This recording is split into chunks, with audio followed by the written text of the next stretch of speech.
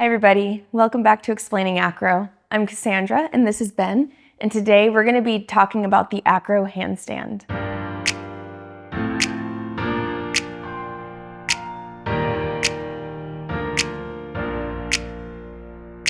Growing up as a gymnast, I began Acro with an existing handstand, and Ben learned a handstand as an adult as part of a circus troupe.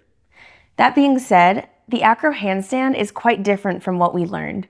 So today we're going to go over the details of this Acro handstand. We're going to get started by first talking about the hands. In a handstand, they are doing most of the balancing. It's not coming from our shoulders or our hips or core, but all of these minor movements from the hands. To practice a handstand for Acro, I like to have my index finger pointing forward. And this is just to help mimic what hand-to-hand grip feels like.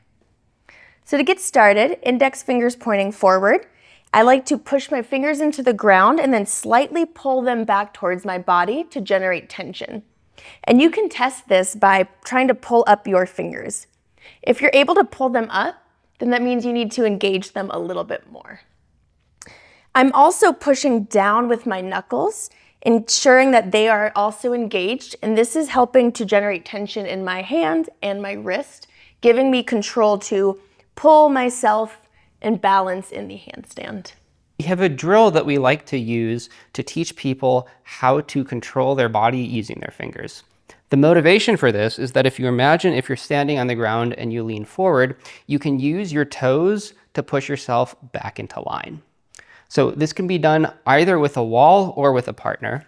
The flyer is going to kick up into a handstand that's a little bit overbalanced, and then they're using their fingers, they're going to pull themselves back into the straight handstand. The role of the shoulders in the Acro handstand is to stabilize rather than balance.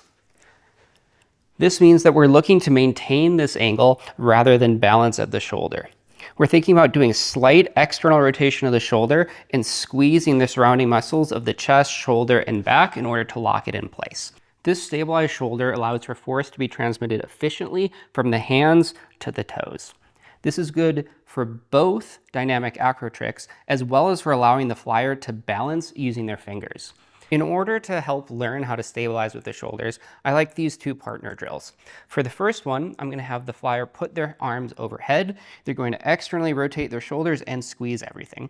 From here, I'm going to provide a little bit of pressure to the hand, and I'm going to provide movement in different directions, and her only job here is to resist. She's doing a really good job here, but if it's loose, then it might look something like that, whereas when it's tight, the whole body is moving with the hand. I'm being pretty gentle here, and it doesn't take a lot, even if someone is loose, in order to cause them to come off of line. This can also be done in a handstand itself. Here the flyer's thinking about externally rotating the shoulders and pushing tall. I can push into them, and if they're loose, it'll look like that. And then I can give little twists as well, and if they aren't externally rotated, they're going to move around like this. Now we're going to talk about the head position. You can experiment with a variety of different head positions in the handstand, and in fact, those are excellent drills. But today we're going to talk about the most standard position for the Acro handstand. In the handstand, I like to tilt my head slightly back and look up at my fingers. And I'm looking up at my fingers as high as I can and avoiding moving my whole head to bring my eyes there. Often we see flyers having their heads out too far, which can make it challenging to get the hips up into our handstand position, while alternatively, some flyers might tuck their chin, and that can cause us to round our back and roll out of the handstand. You've probably heard the cue, ribs in for your handstand, but you might wonder what it actually means. If you see this kind of arch in the upper back, you might see that the ribs are at an angle kind of like this, and we want to get them more neutral. So in order to do that, we're going to use the upper abs to pull those ribs to a more neutral position. The reason for arching the back could be a couple things. So it's very common that people might lack mobility in their shoulders, so in order to actually get their body balanced, they're going to need to arch like this. If this is you, then I recommend working on shoulder mobility prior to proceeding with more advanced types of handstand training. The reason for this is if you do have that kind of shoulder ribs out position and we provide force through here, we're going to provide a lot of shearing force into the mid-back, which isn't great orthopedically or from a sports performance perspective. Commonly, when we give the cue ribs down, flyers are also going to pike.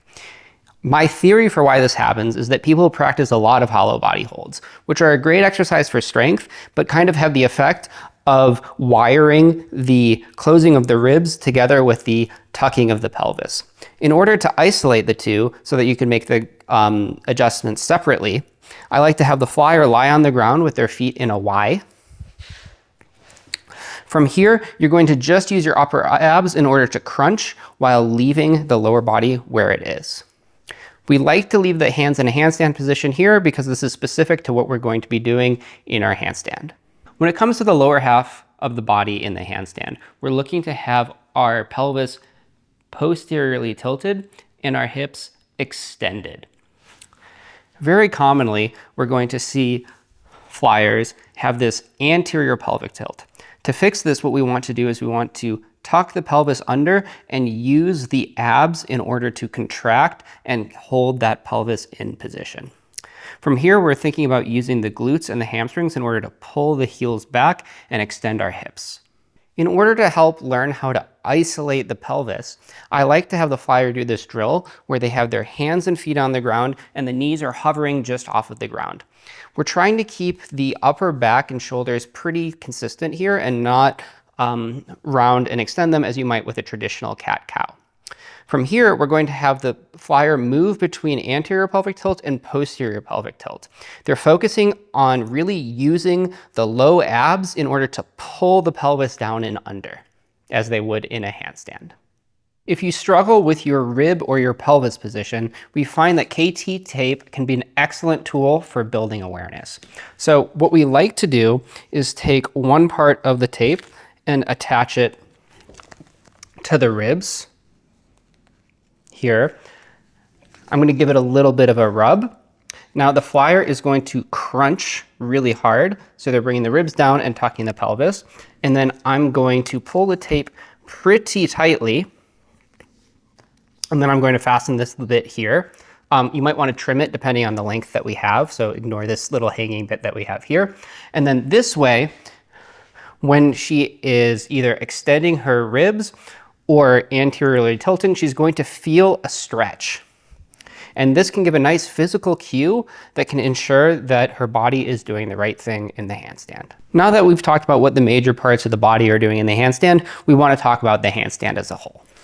In this handstand, we're looking to have the shoulders over the middle of the wrists, and we want to have the hips stacked over the shoulders. Her hips are nice and extended here. Notice that the toes are actually slightly in front of the hips and are not directly over them. This is something that's a little bit acro specific. Now, in a reverse hand-to-hand or something like a front handspring, the heels might be a little bit farther back where they're either slightly behind the hips or directly on top of them. In general, we want to be biasing a little bit towards the axis of rotation. Now, this default slight under position is good for a couple of reasons. So the first is that it gives the flyer more of an ability to come towards their feet instead of falling towards their back. The other reason is that in the hand-to-hand, we want the flyer to be balancing the front of the handstand, and we want the base to be balancing the back of the handstand. By having that very slight pike, we're giving the base something to balance, and they feel like they're able to push through their knuckles and use their fingers. Thanks for watching. Let us know your favorite handstand tip in the comment section down below. If you liked the video, leave a like and subscribe to the channel for more content in the future.